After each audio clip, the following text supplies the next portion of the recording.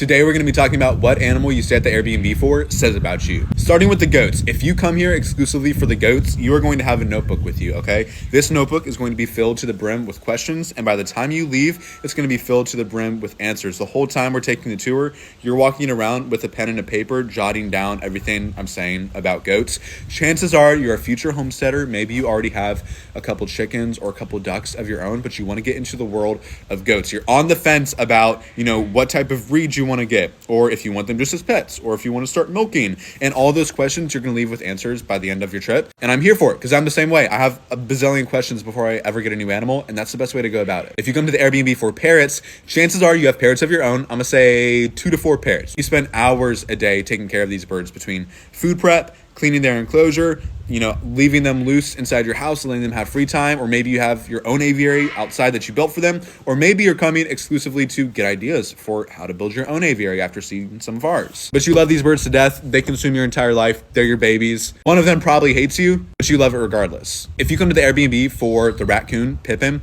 chances are you are absolutely infatuated with raccoons, but you also understand that it is very difficult to keep a raccoon, especially to have one as a pet, and quite frankly, they're animals that really shouldn't be pets to begin with because it is so difficult to fulfill all of their needs. They're absolutely crazy. They're going to destroy your house. It's going to be a very, very difficult animal to keep, but you still want to see a raccoon up close and in person, so you want to come check out Pippin. If you come to the Airbnb for Abu, the camel, you are going to leave having convinced yourself that Abu is totally in love with you, even though chances are he really is just in love with the carrots that you were feeding him. But hey, it still counts. He loves you for the carrots.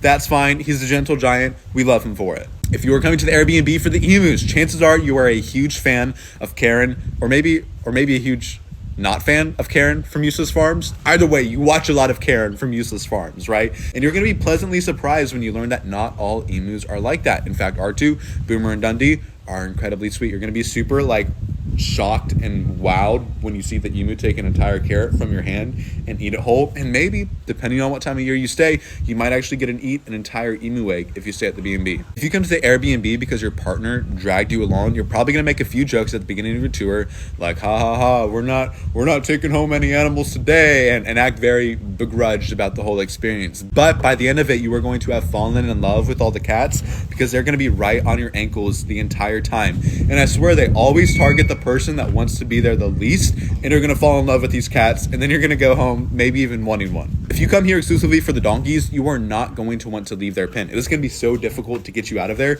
because you're gonna go inside that pen. Bonita Banana is gonna start walking up to you. You're gonna give her a few scratches on the top of her head, and then the moment you stop, she's gonna start headbutting your hand, trying to get you to give her more scratches. You're gonna think that is the cutest thing on the face of the planet and feel totally guilty and awful the moment you stop scratching her, which maybe you should because she does really deserve all the scratches. And you're gonna absolutely fall in love with her, along with all the others that are in there. If you stay here for Astrid, my blue heeler, Astrid, is that seriously chicken poop on you? Is that seriously You're gonna be very disappointed when Astrid comes to give you a hug and you see she's got chicken poo on her, and then I'm gonna have to give her a bath and tell her that she'll give you hugs tomorrow because she smells awful. Girl, not again. This is a reoccurring thing. If anyone has any tips to make your dog stop rolling in chicken poop, please comment down below and let me know what they are. But that's half the animals. Comment if you want to see a part 2.